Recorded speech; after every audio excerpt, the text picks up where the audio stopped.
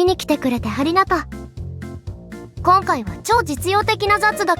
題して、いつかあなたの命を救う雑学集。例えば、喉に物を詰まらせた時の対処法ってパッと思いつく？他にも、万が一の火災や緊急時に飲み水が確保できない時、あなたならどうする？そんな万が一の緊急時に役に立つ知識を楽しく解説するから、ぜひ最後まで楽しんでいってね。このチャンネルでは他にも各テーマごとに楽しく学べる動画をたくさん投稿しているよ。ぜひチャンネル登録してね。それではスタート。1、心停止時の正しい心臓マッサージ。心停止の際はすぐに心臓マッサージを始めるのが重要だよ。リズムは1分間に100から120回の速さで強く押すこと。映画サタデーナイトフィーバーのテーマ曲ステインアライブに合わせるとリズムが取りやすいらしい。知らんけど、とにかく続けることが命を救う鍵だよ。2、火事で煙が充満している時の対処法。火事の煙は上に上がる性質があるから、立って移動すると危険。必ず姿勢を低くして床に近いところを這うように進もう。ハンカチや服で口を覆うと煙の吸い込みを防ぎやすいよ。口元を布で覆って這いつくばる、まるで忍者みたい。かっこいい。3、クマに遭遇した時の生き残り方。クマと出会っても絶対に背中を見せて逃げないこと。クマは興奮して追いかけてくる可能性があるから、ゆっくりと後ずさりしながら距離を取る。視線をそらさず、相手に自分が敵ではないと伝えることが大切だよ。クマに背中を見せないように後ずさりする。これまるでスローダンスだよね。でも曲は不要。静かに踊って。4、落雷から身を守る方法。雷が鳴り始めたら高い木の下に避難するのは危険だよ。なぜなら木は落雷の標的になりやすいから。なのでできるだけ平地に移動し、体を低くしてしゃがむこと。金属製のものは体から離しておくことも忘れずにね。5、大出血時の応急処置。大きな怪我で出血が止まらない場合、まずは止血が最優先。止血の方法として包帯や布、タオルなどで傷口を強く圧迫する。そして心臓よりも高い位置に傷を持っていくと血の流れが少し落ち着くんだ。包帯がない場合、シャツやベルト、ラップでも対応できるよ。ラップでぐるぐる巻きなんて罰ゲームでしか見たことないね。あっという間に5個も話しちゃったね。ちょっと休憩。あなたはこういう場面遭遇したことある？あなたの壮絶な体験もぜひコメントで聞かせてね。次からはもっと身近に潜む危険な展開もあるよ。6、熱中症になりそうな時の対処法。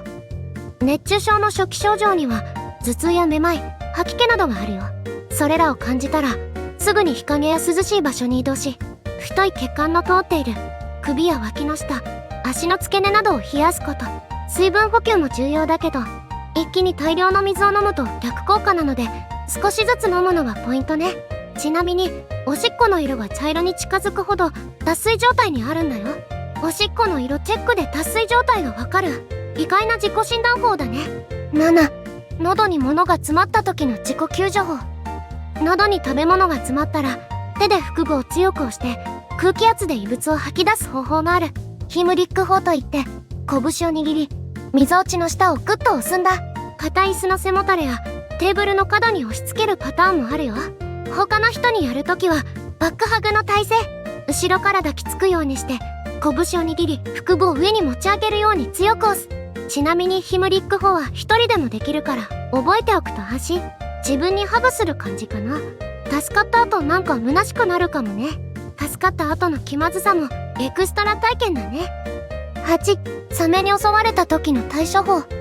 サメは非常に敏感な鼻と目を持っている。襲われそうになったら鼻や目を強くつくと逃げることがある。水中での戦いは不利だけど、この方法で助かったケースもあるから覚えておくといいかも。もう本当にピンチになったらワンパンかまそう。なお狙っていこう。9、遭難時の水の確保方法。山や森で遭難した場合、飲み水を確保するのは最優先事項だよね。近くに水場が見つからなくても大丈夫。朝露を集めたり、ビニール袋を植物の葉や石にかぶせて水分を蒸発させて集めるソーラー蒸留法って方法で水分を確保できちゃうんだよ。少量でも水は貴重だから大切にね。朝露で乾杯するなんてなかなか贅沢なサバイバルだよね。10、骨折した時の応急処置。骨折が疑われる場合、動かさずに固定するのが基本だよ。近くに板や棒があれば、タオルや布で巻きつけて動かないようにすること。動かすと痛みが増すだけでなく、状態が悪化するから気をつけようね。即席スプリントで固定して応急処置。DIY スキル、ここで進化を発揮。ちょっと休憩。サメと戦って助かった事例があるなんて驚きだよね。そんな映画の主人公みたいな話、一生そのネタで会話できちゃいそうだよね。羨ましいな。さあ次は一気に10個役に立つ雑学を紹介していくよ。どんどん行こう。注1、溺れた時の自己救助法。パニックにならず正規の姿勢をとると助かる確率が上がる。体を仰向けにして手足を広げ、できるだけリラックスする。ゆっくりと深呼吸して浮力を保ちながら体を水面に浮かべることがポイント。仰向けになってリラックスってそんな状況でリラックスできるの？でも面白い形の雲を探しちゃうかも。中2、やけどした時の応急処置。やけどをしたらすぐに冷水で15分から20分ほど冷やす。氷は直接当てずタオル越しに冷やすこと。やけど部分に服がくっついている場合は無理に剥がさずにそのままにして病院で処置を受ける。やけどはすぐ冷やすのが鉄則。でも氷を直接は NG だよ。中3、サバイバルで方向を見失った時。森や山で方向がわからなくなっちゃった。そんな時は木の幹に生えている苔をチェック。北半球では苔は日陰になる北側に多く生えることが多いので、それを目安に進むと方角がつかみやすいんだよ。木の幹の苔をチェックして方向を確認。まるで自然界のコンパスだね。中4、蛇に噛まれた時の対応。蛇に噛まれたらまずは落ち着くこと。毒を吸い出そうとすると逆に危険なので、噛まれた部分を固定し心臓よりも低い位置に置いて安静にする。すぐに病院へ行くのがベスト。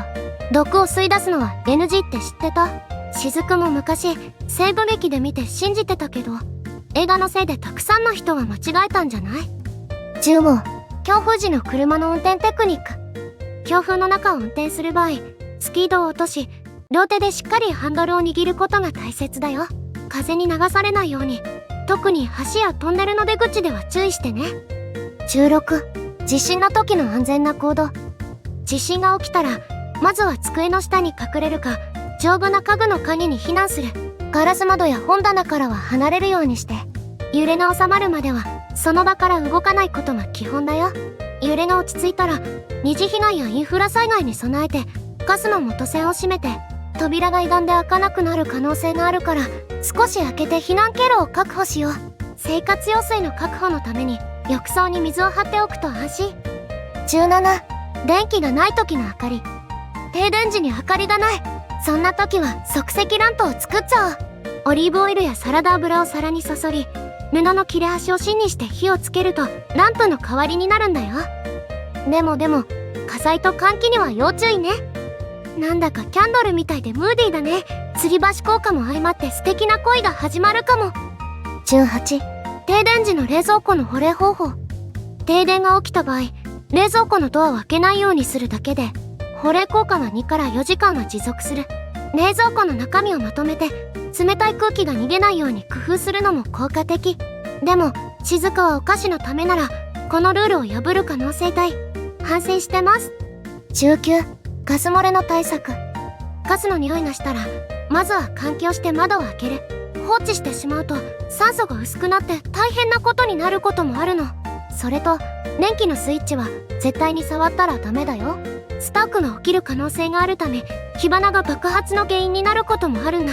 ちなみにガスは本来は無臭なんだけど、ガス漏れに気がつけるようにわざと腐った卵や玉ねぎのような強烈な匂いをつけてるんだよ。親切でつけてくれた匂いなんだろうけど、そんな強烈な匂いだとちょっと複雑な気持ちになるね。20、遭難した時の食料確保法。野草や木の実は必ず食べられるか確認すること。見分けがつかない場合は食べるのを控えるのが安全。じゃあ何食べよう。とにかく飢えをしのぐにはタンパク質が最優先。バッタやコオロギは非常時に優れたタンパク源なんだって。内臓を取り除いて火を通して食べると安心。魚がもし確保できたら100点満点。昆虫もタンパク源になるって食べられる気がしない。でもサバイバル中はレリ好みしてられないね。ここまで見てくれてありがとう。あなたはここまででどれが一番驚いた？さあ、ラストスパート行ってみよう。21、体温低下を防ぐための方法。寒い場所で体温が下がりそうな時は、できるだけ風を避けて地面に直に座らないようにする。新聞紙やビニールを体に巻くと簡易的な保温対策になるよ。新聞紙やビニールで保温って意外とおしゃれな防寒アイテムかも。次のファッションショーに出せるかもね。知らんけど。22、野内で火を起こす簡単な方法。火がつきにくい時は乾燥した枯れ葉や細い枝を集めるといいよ。それがないから困ってる。そんな時は木を細かく削ってみよう。いい着火剤になるよ。次は火を起こす方法だね。マッチやライターがなくても大丈夫。虫眼鏡やメガネ、透明な瓶に入れた水などでレンズを用意。レンズで着火剤に太陽光を集めると火がつくこともあるよ。火がついたら火種の上に細い枝をピラミッド状に配置。徐々に上に太い枝を置こう。空気を送り込むように息を吹きかけると火が強くなるよ。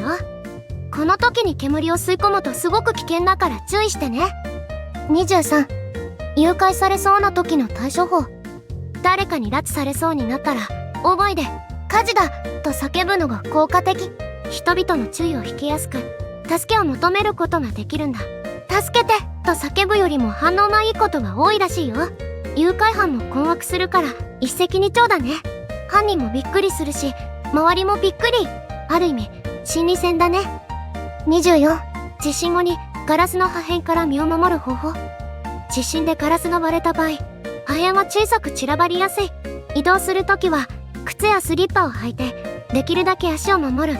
もし裸足なら厚手の布やタオルで足を包むといいよ。25、蜂の大群に追われた時の避難方法。蜂に追われたらまずは冷静になろう。その場で手を振り回すのは逆効果だから NG。 水に飛び込むか近くの建物や車に避難すること。ちなみにキャンプに行く時とかに香水とか匂いの強い柔軟剤で洗った服は危険。強い匂いのものは蜂を引き寄せる原因になることもあるので注意が必要だよ。26、凍った湖の上での歩き方。凍った湖を渡るときは決して直立で歩かないこと。四つん這いになって体重を分散させながら進むと安全だよ。氷が割れるリスクが減るので慎重に進むことがポイントだね。四つん這いで体重を分散する。でもついペンギンみたいに滑っちゃいそう。氷の上では慎重にね。27、停電時のラジオ活用法。停電時にスマホのバッテリーを節約するため手回しラジオを用意しておくと便利。情報収集にはラジオが一番確実で、特に災害時の緊急情報が得られるんだ。手回しラジオ結構いい運動になるんだよ。最新のダイエット法になるかもよ。 SNS で発信するなら今のうちだね。28、車が崖から落ちそうな時の脱出方法。崖から車が落ちそうになったらまずはシートベルトを外し、ゆっくりと後部座席側に移動しよう。重量が後ろにかかることでバランスが保たれる可能性があるんだ。その間に脱出のタイミングを測ろう。後部座席に移動してバランスを保つ。